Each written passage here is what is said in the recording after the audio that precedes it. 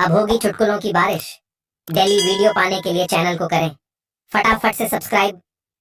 एक आदमी प्रार्थना कर रहा था, तभी वहां भगवान प्रकट हुए और बोले, मन्नत मांगो। आदमी बोला, मुझे शादी शुदा से अविवाहित बना दो। प्रभु बोले, बेटा मन्नत मांगो, जन्नत नहीं।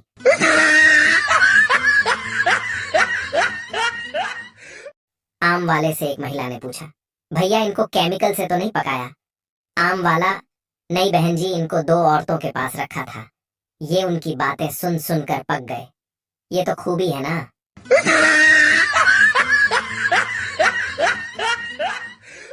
पति, जिंदगी में एक बात देखी है, मूर्ख आदमियों को पत्नियां बहुत सुंदर मिलती हैं। पत्नी, तुम्हें तो मेरी तारीफ करने के सिवाय कुछ काम नहीं। बोल दिया, बाद में समझ आया।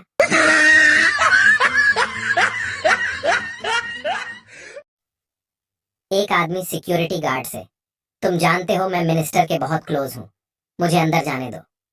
गार्ड, सर जी, होने को तो गोटे भी औजार के बहुत क्लोज होते हैं, पर अंदर तो वो भी नहीं जा पाते, बस बाहर रहकर की झटके खाते हैं।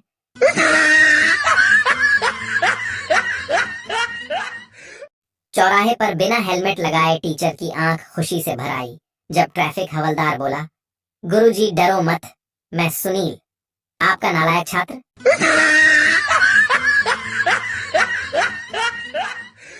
टीचर, मैं सुंदर थी, सुंदर हूं, सुंदर रहूंगी। इसी तरह तीनों काल का उदाहरण दो। हरियाणवी छात्र, तन्मय वहम था, तन्मय वहम है, तन्मय वहम रहेगा। टीचर, नालायक, तमीज से बताओ। छात्र, आदरणीय, मैडम जी आप भेंडी थी, भंडी हैं, भेड़ी रहेंगी।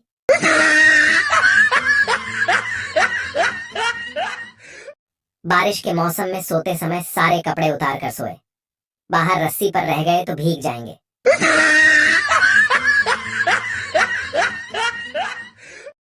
पंपू ट्रेन से अपने गांव जा रहा था। टीटी, टिकट दिखाओ। पंपू गरीब है साहब, चटनी बासी रोटी खाते हैं। टीटी, टिकट दिखाओ। पंपू, गरीब आदमी है साहब, साग दाल रोटी खाते हैं। टीटी, गुस्से में तो हम क्या गोबर खाते हैं। पंपू, बड़े आदमी हो साहब, खाते होंगे।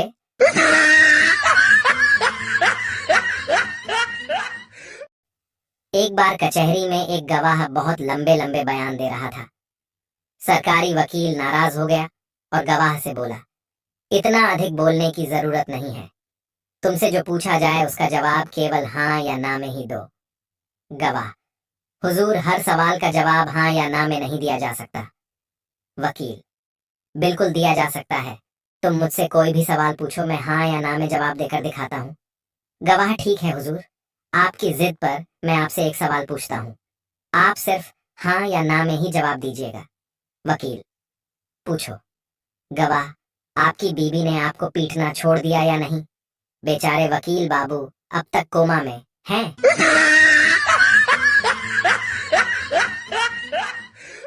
शुद्ध हिंदी भी कम विचित्र नहीं है। अब देखो, किसी आदमी को डांटते हुए आम हिंदी भाषा में कहें कि सुअर के बच्चे चुल्लू भर पानी में डूब मर, तो वो भड़क उठेगा। और अगर यही वाक्य शुद्ध हिंदी भाषा में कहें, हे वराह पुत्र, अंजुलि भर जल में निमग्न हो जा, तो हो सकता है वो कहे, जी।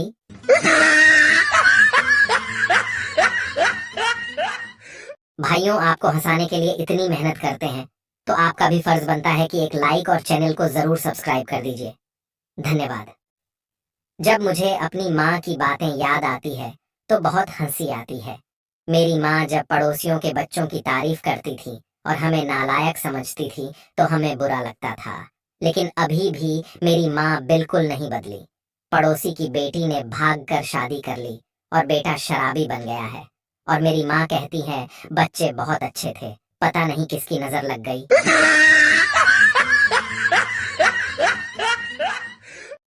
अंबानी ने अपने बेटे की शादी में देश की जनता को बुलाया तो नहीं है, लेकिन शगुन वो सबसे वसूल कर रहे हैं। ये तो जबरदस्ती है।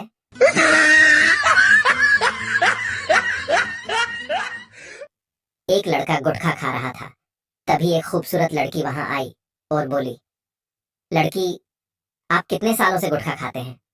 लड़का, 8 साल से। लड़की, अगर आप इतने पैसे बचाते तो वो सामने खड़ी स्कॉर्पियो आपकी होती। लड़का, आप गुटखा खाती हैं? लड़की, नहीं। लड़का, तो आपके पास स्कॉर्पियो है? लड़की, नहीं। लड़का, तो तू ज्यादा ज्ञान मत बांटा कर, वो स्कॉर्पियो मेरी ही है। लड़की वहां से शर्मिंदा होकर चली गई और फिर लड़का भी वहां से एल्टो पकड़कर निकल गया।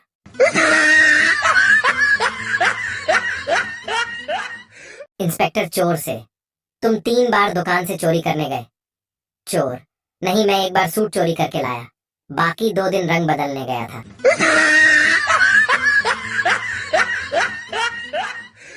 कितनी मजबूरी है।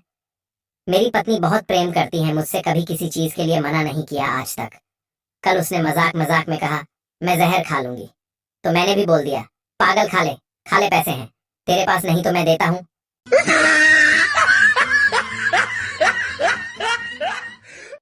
हमारे देश में सबसे अच्छी सुविधा ये है कि रिश्वत लेते पकड़े जाओ तो रिश्वत देकर छूट भी सकते हैं।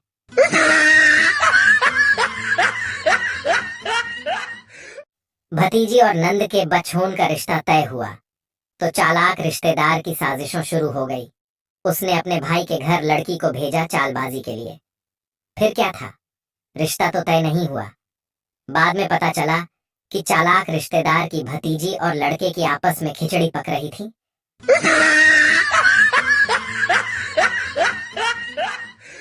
पड़ोस में लड़के की शादी एक गांव की लड़की से हुई। फिर उसकी पत्नी उसे बोलती तू खा ले, तू ये कर। लड़का दुखी हो गया। लड़के की दुकान थी। अब ये हाल है, लड़का 20 साल पुराना स्कूटर घसीट रहा है और उसकी पत्नी न्यू स्कूटी में दुकान चला रही है और खुद नए नए कपड़े पहनती है, और लड़का 2 जोड़े से तीसरा कपड़ा नहीं। हर शादी में वो अपनी शादी का ही सूट पहनता है। गांव वाली मॉडर्न हो गई, लड़का गांव वाला हो गया।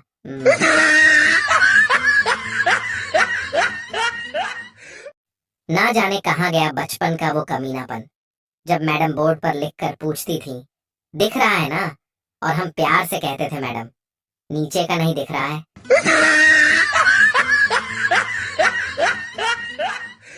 पति, मुन्ना कब से रो रहा है, इसे लोरी सुनाकर सुला क्यों नहीं देती?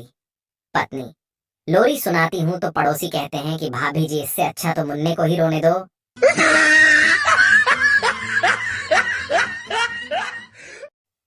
रात को एमएसजी आया कि इसको 21 लोगों को भेजो, सुबह खुशखबरी मिलेगी।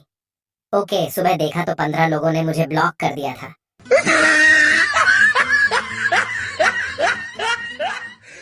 अंधे भी 2 प्रकार के होते हैं, एक वो जो जन्म से, दूसरे वो जो सब कुछ देखते हुए भी पूछते हैं कि क्या कर रहे हो।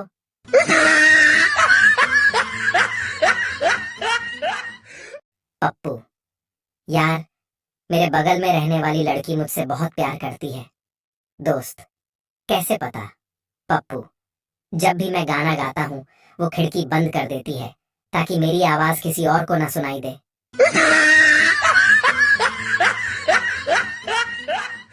गर्ल्स के लिए एक एडवाइस, ये रोज रोज लिपस्टिक लगाने से अच्छा है कि एक बार एशियन पेंट करा लो, सालों साल चलेगा।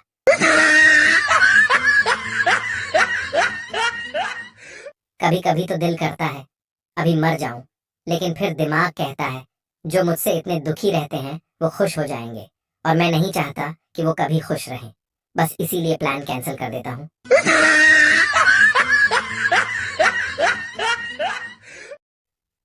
एक विवाह का निमंत्रण आया है, समझ ही नहीं आ रहा कि बुलाया है या मना किया है। आपकी उपस्थिति ही उपहार है, कृपया उपहार ना लाएं।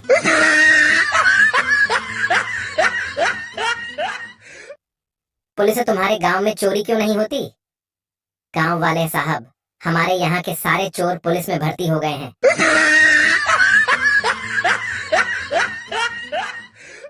मैंने भोपाली चाचा से पूछा, चाचा वैलेंटाइन डे आ रहा है? तो वो बोले, हाँ मियाँ सुना तो है। मैंने पूछा, जानते हैं इसके बारे में? वो बोले, हाँ, कोई बाबा थे, लड़कियों को फूल बांटते रहते थे। एक दिन उनकी बेगम ने देख लिया, फिर तो मियाँ उसने बेलन से वो सुताई लगाई कि बाबा टैंग बोल गए। मरते मरते बीबी से गुजारिश कि बेलन टांग दे। लोगों ने समझा वैलेंटाइन डे। बस तभी से भैया लोग इस दिन को वैलेंटाइन डे कहते हैं और बाबा की याद में फूल बांटते रहते हैं।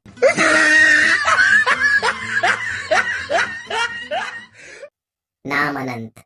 तो अब ये शादी भी क्या अनंत काल तक चलेगी क्या?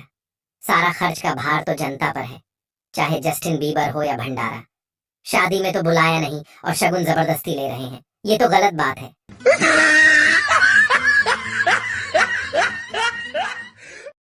दुख इस बात का नहीं है कि साहब की मेरी शादी नहीं हुई, दुख तो इस बात का है कि मेरी वजह से किसी की बेटी कुंवारी बैठी हुई है।